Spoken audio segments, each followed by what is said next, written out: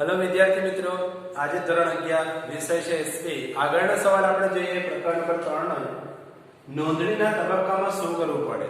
નોંધણી એટલે કે જ્યારે પ્રથમ તબક્કાની શરૂઆત થઈ હતી કે કંપની જ્યારે અસ્તિત્વ કરવામાં આવ્યો હતો ત્યાર પછી નોંધણી કરાવવી જરૂરી હોય છે। એટલે કે ખાનગી કંપની હોય કે જાહેર કંપની હોય તેમણે પણ નોંધણીનું પ્રમાણપત્ર મેળવવું પડતું હોય છે। તો જેટલા પણ દસ્તાવેજ છે કે જ્યારે પણ નોંધણી કરાવવા પડતી હોય છે ત્યારે જેના જે દસ્તાવેજ હોય છે તેના વિશે કાર્યવાહી કરવી પડતી હોય છે। તેના માટે દસ્તાવેજની આપણે જોઈએ તો અહીં આપણને 6 વસ્તુ આપી છે। આવેદનપત્ર મેળવવું, નિયમનપત્ર મેળવવું, સંચાલકની યાદી આપવી, સંચાલકોને લેખિત સંમતિ અને સોગંદનામું આપવું, કાયદેસરની જોગવાઈઓના પાલનનું નિવેદન કરવું, અન્ય કંપનીમાં હિત અંગેની જાહેરાત કરવી। એટલે કે અહીંયા આપણને જે વસ્તુ કીધું છે કે સૌથી પહેલા આવેદનપત્ર। તો આવેદનપત્ર એ શું છે તો કે આવેદનપત્ર એ કંપનીનો પાયાનો મૂળભૂત દસ્તાવેજ છે કે આવેદનપત્ર ન હોય તો કંપનીનું અસ્તિત્વ થતું જ નથી। એટલે કે એનો મૂળભૂત દસ્તાવેજ ગણવામાં આવે છે।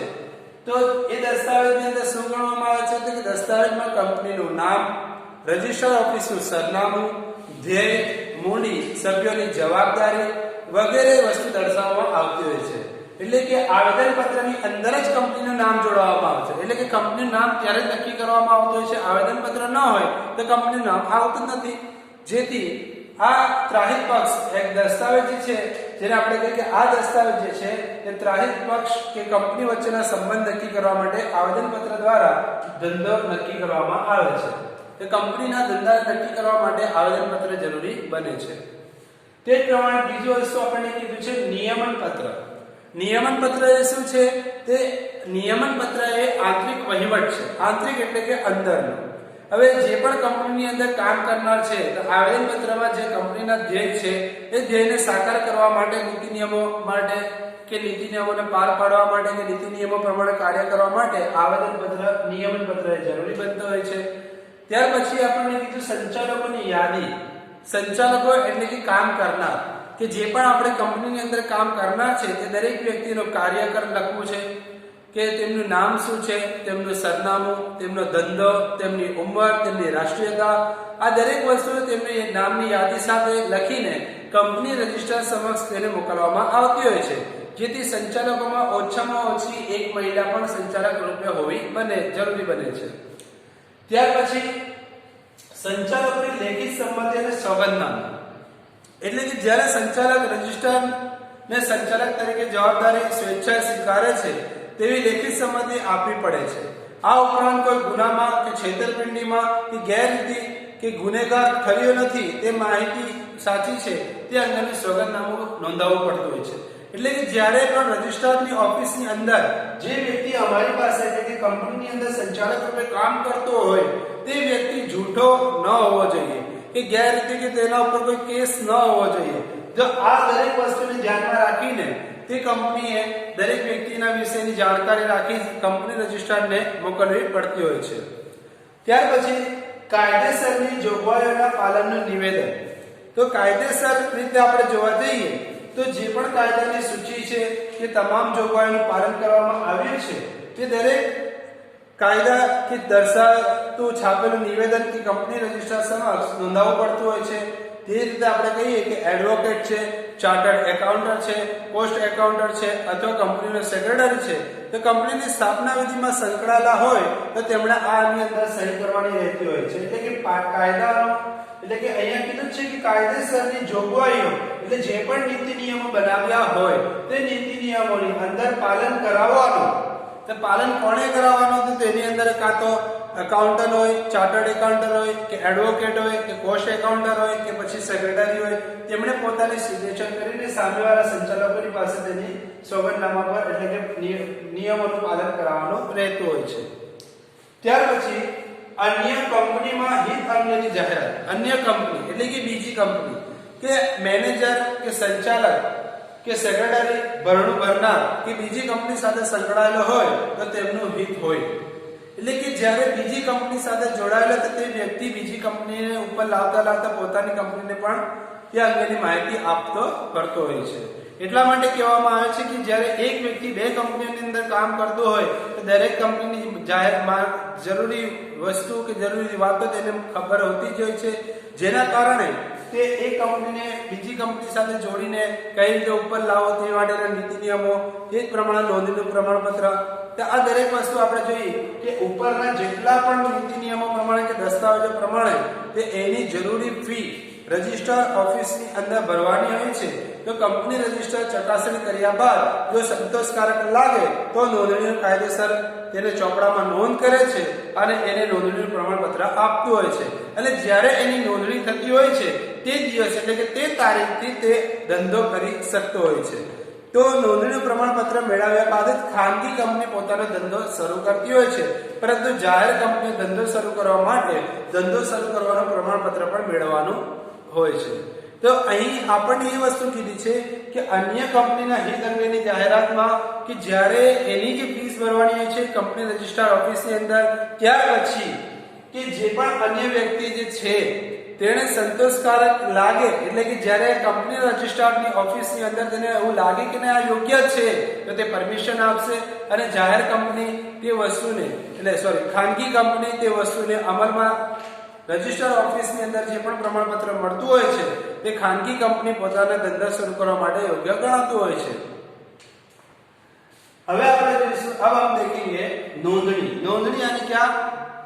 हमें नोंद करनी है, यानी हमने कंपनी के बारे में जानकारी हासिल कर ली. इसके पहले वाले जो सवाल में आया था उसी तरीके से अब हमें इसकी नोंद करनी है. यानी अब नोंदनी हो जाने के बाद यानी कि नोंद करने के बाद कंपनी, अब हमने सोच लिया कि हमको कंपनी बनानी है.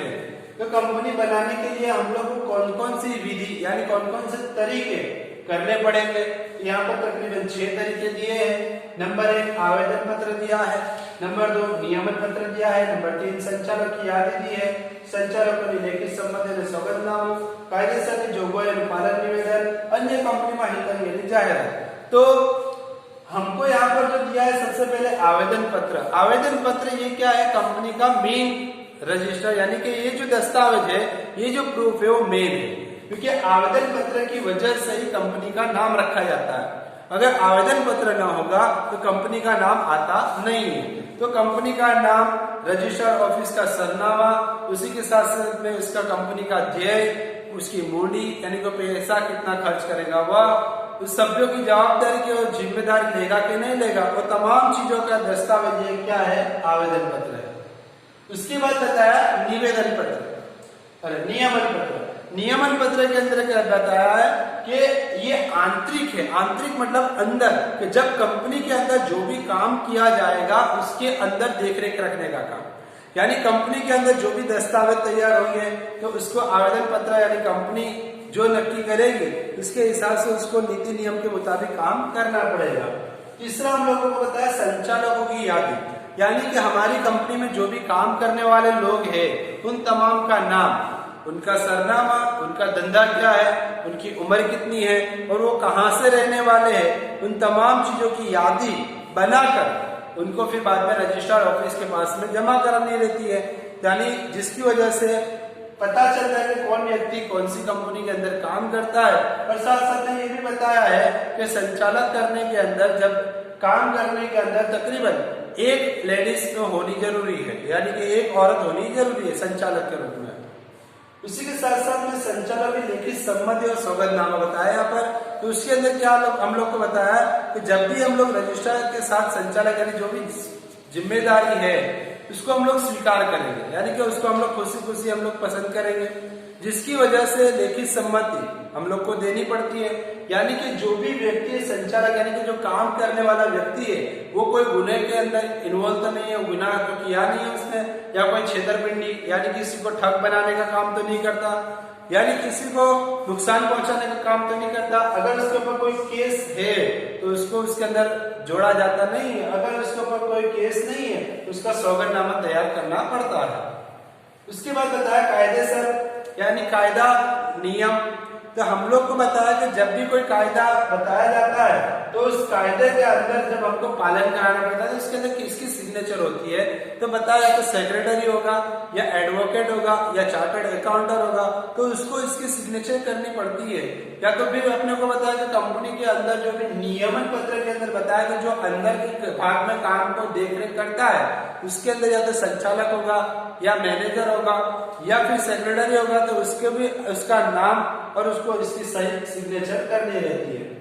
उसके बाद हम लोग को बताया अन्य कंपनी में ही अन्य नहीं जाएगा, यानी अन्य कंपनी यानी दूसरी कंपनियों के अंदर जो व्यक्ति दो कंपनियों के अंदर साथ में जुड़ा होता है, जैसे कि हम लोग बहुत बार देख चुके हैं कि दो कंपनियों के साथ में जुड़ा हुआ इंसान दूसरी कंपनी को कंपेयर करता है, तो कंपनी को ऊपर लाने के लिए अगर एक कंपनी तरक्की करती है तो दूसरी कंपनी को ऊपर लाने के लिए नए नए नीति नियम बताता है, इस तरीके से काम करना चाहिए जिससे हमारी कंपनी ऊपर आ सकती है। तो इस तरीके से वो दूसरी कंपनी को मदद भी कर सकता है। तो जब भी जितने भी ऊपर के पॉइंट आ चुके हैं वो तमाम पॉइंट के यानी कि जितने भी दस्तावेज हम लोग को बताए वो तमाम दस्तावेज को जब हम रजिस्ट्रार ऑफिस के अंदर जब हमारा कबूल किया जाता है तो उसके बाद रजिस्ट्रार ऑफिस के अंदर उसकी फीस भरनी पड़ती है, और वो फीस भरने के बाद कंपनी को रजिस्ट्रार ऑफिस क्या करती चुनती है, यानी उसको मंजूरी दे देती है। उसको अगर ऐसा लगता है ना कि इसको मंजूरी देनी चाहिए, इसको कंपनी का काम काज चलाने के लिए परमिशन देनी चाहिए, तो परमिशन देती है। तो परमिशन मिल जाने के बाद यानी जिस तारीख से उसको परमिशन मिली है उस तारीख से वो कंपनी का अस्तित्व शुरू होता है, वहां से कंपनी की शुरुआत होती है।